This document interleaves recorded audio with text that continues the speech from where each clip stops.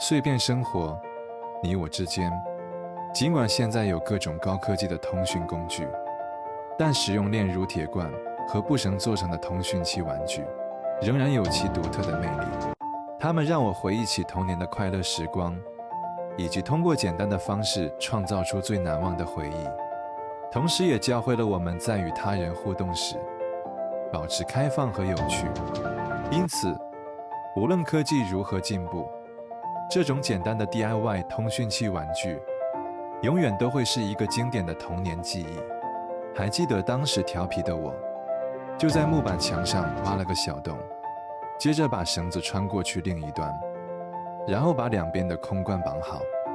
这就是我如何和邻居传达信息的方式。